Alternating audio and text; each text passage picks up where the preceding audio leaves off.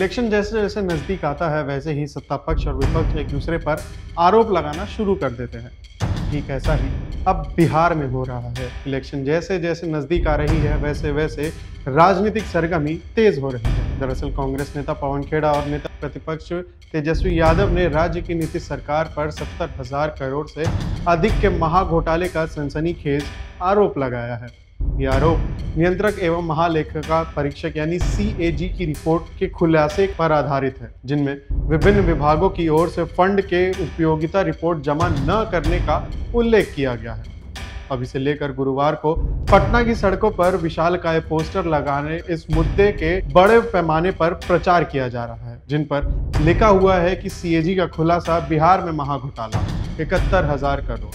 ये मुद्दा आगामी 2025 विधानसभा चुनाव के विपक्ष के लिए एक बड़ा हथियार बन सकता है। कांग्रेस नेता पवन खेड़ा ने साल 2023-24 के लिए CAG की रिपोर्ट का हवाला देते हुए कहा कि विभिन्न विभागों ने 70,877 करोड़ की परियोजनाओं के लिए फंड की उपयोगिता रिपोर्ट जमा नहीं की। इसके अलावा खेड़ा ने यह भी दावा किया कि ये राशि बिहार के सालाना बजट का लगभग 1/3 है। उन्होंने चेतावनी दी है कि अगर इस पर अंकुश नहीं लगाया गया तो अगली बार ये आंकड़ा करीब 1.5 लाख करोड़ तक पहुंच सकता है। आपको बता दें कि ये घोटाला लालू यादव के शासन में हुए चारा घोटाले से करीब 70 गुना से भी अधिक बड़ा है। 903 करोड़ का घोटाला सामने आया था। बताया जा रहा है कि 70,000 से भी ज्यादा बड़ा घोटाला है ये। आपको बता दूं कि इससे पहले बिहार ने नेता प्रतिपक्ष तेजस्वी यादव ने भी इस मुद्दे को जोर शोर से उठाया था और नीतीश सरकार पर वित्तीय अनियमितताओं के गंभीर आरोप लगाए थे। उन्होंने कहा था कि सरकार फंड का सही से इस्तेमाल नहीं कर पा रही है और जनता के पैसे का दुरुपयोग कर रही है। देखें वो वीडियो। 70,000 करोड़ कितने जीरो होते हैं ये आप बीजेपी वालों से पूछना, उनको मालूम है, हमें नहीं मालूम 70,000 करोड़ में जीरो कितने होते। 70,000 करोड़ रुपए का घोटाला मोदी और नीतीश कुमार की सरकार ने किया है। यह CAG रिपोर्ट कह रही है, हम नहीं कह रहे। और यह जो पैसा है, कोई प्रोजेक्ट होता है, वो प्रोजेक्ट में जब खर्चा होता है, कोई विभाग उसमें खर्चा करता है तो यूटिलाइजेशन सर्टिफिकेट देना पड़ता है, तब मालूम पड़ता है कि हां यह पैसे का उपयोग हो गया। यह प्रक्रिया है। 70,000 करोड़ रुपए के यूटिलाइजेशन सर्टिफिकेट सरकार के विभिन्न विभागों ने नहीं जमा कराए। या आप वापस सुन लीजिए, बहुत खतरनाक बात बता रहा हूं मैं। 70,000 करोड़, 70,000 करोड़ रुपए के घोटाले यूं उजागर हुए कि सरकार के विभिन्न विभागों ने यूटिलाइजेशन सर्टिफिकेट जमा नहीं कराया, मालूम ही नहीं वो पैसा कहां गया। इस प्रकार से बिहार सरकार ने लगभग 71,000 करोड़ रुपयों का हिसाब नहीं दिया है। और जो CAG की रिपोर्ट में ये बातें आई हैं, हम सब लोगों के पास ये CAG का रिपोर्ट है और आप इसको अगर अंदर जाकर के देखें, आप सब लोगों ने देखा भी होगा, लगभग एक जगह 71,000 करोड़ का है और एक जगह तकरीबन 9,000 करोड़ का। तो आप समझ सकते हैं कि टोटल 80,000 करोड़ रुपया कोई मामूली रुपया नहीं। 80,000 करोड़ का बिहार सरकार जो है हिसाब किताब नहीं दे पाई है। हिसाब किताब नहीं देने का मतलब आप समझिए, कहीं ना कहीं बड़ा घोटाला हुआ है। और हम लोग शुरुआत से ही कह रहे हैं कि जो मौजूदा जो बिहार सरकार है, ये लोग डबल इंजन की बात करते हैं। एक इंजन इनका अपराध में लगा है, दूसरा इंजन इनका भ्रष्टाचार में लगा हुआ है।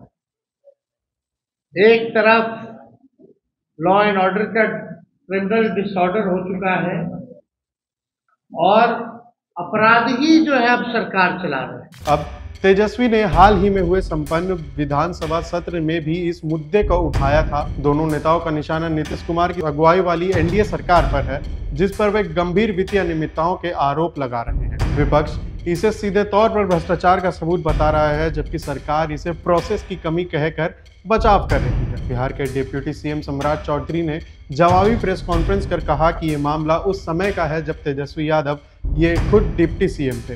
उन्होंने आरोप लगाया कि तेजस्वी को सही जानकारी नहीं है और वे अपनी ही सरकार की विफलताओं को उजागर कर रहे हैं।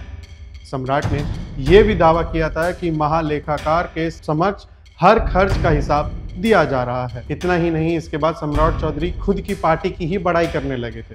देखें वो वीडियो।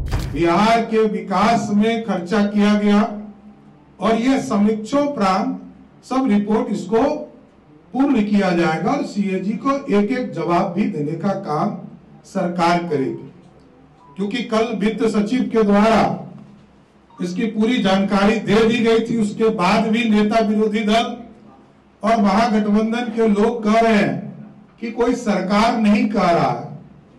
अरे भाई, सचिव ने, अपर मुख्य सचिव ने जवाब दिया, इसके बाद कौन जवाब देगा? हम और आप तो बदल जाएंगे, लेकिन पदाधिकारी नहीं बदलेंगे, उन्हीं का काम है। हम तो सिर्फ समीक्षा करते हैं, मॉनिटरिंग करने का काम करते हैं और सरकार के काम पदाधिकारी के माध्यम से कराए जाते हैं। इसलिए इस लोकतंत्र में बिहार की सरकार लगातार बिहार के विकास के लिए काम कर रही है और बिहार की जनता को समर्पित करने का काम कर रही है। लगातार नीतीश कुमार जी के नेतृत्व में इंफ्रास्ट्रक्चर का काम हुआ, विकास के कार्य हुए और आगे भी 2025 में, क्योंकि इन लोगों को डर लगने लगा कि नीतीश कुमार जी ने बिहार के तमाम लोगों का सपना साकार कर दिया। 1,87,00,000 परिवार को सीधा 125 यूनिट बिजली का पूर्ण रूप से सब्सिडी देने का काम किया और आगे 3 वर्षों में सभी के घरों पर के छत पर सोलर प्लेट लगाकर 10,000 मेगावाट बिजली उत्पादन भी बिहार में होगा। और जो विधवा बने, वृद्धजन है और जो दिव्यांग जन है, उनके पेंशन को भी बढ़ाने का काम नीतीश कुमार जी ने। और जो हमारे नौजवान साथी है, 50 लाख लोगों को रोजगार देने का सपना पूरा किया, 49 लाख लोगों को मिल चुका। और नीतीश जी ने 2025 से 30 के लिए भी लक्ष्य तय कर दिया कि 1 करोड़ लोगों को बिहार में रोजगार देने का काम किया जाएगा। इसलिए ये लोग डरे हुए हैं, ये लोग जनता से बाहर हो चुके हैं, जनता के बीच कोई साख नहीं रह गया। लालूवाद और नीतीशवाद, विकास बनाम विनाश की लड़ाई होगी और फिर से जनता के आशीर्वाद से 2025 में एनडीए की सरकार होगी। धन्यवाद। दरअसल सीएजी की रिपोर्ट के अनुसार 177 करोड़ की उपयोगिता रिपोर्ट विभिन्न विभागों में लंबित है। इसमें प्रमुख विभाग और उनकी लंबित राशि कुछ इस प्रकार। पंचायती राज विभाग 28,154 करोड़ का उपयोगिता प्रमाण पत्र लंबित। शिक्षा विभाग 12,623 करोड़ का उपयोगिता प्रमाण पत्र लंबित। शहरी विकास विभाग 11,065 करोड़ का उपयोगिता प्रमाण पत्र लंबित। ग्रामीण विकास विभाग 7,800 करोड़ का उपयोगिता प्रमाण पत्र लंबित। कृषि विभाग 2,107 करोड़ का उपयोगिता प्रमाण पत्र लंबित है। अब इसे लेकर पवन खेड़ा का यह कहना है कि पैसा विभिन्न विभागों जैसे स्वास्थ्य, शिक्षा और बुनियादी ढांचे के लिए था, लेकिन इसका हिसाब किताब गायब है। अगर ये आरोप सही साबित होते हैं तो इसका बिहार के विकास बजट पर गहरा असर पड़ सकता है और 2025 के आगामी चुनाव में ये एक महत्वपूर्ण मुद्दा भी बन सकता है। ऐसी और वीडियोस के लिए हमारे चैनल को सब्सक्राइब करना ना भूलें।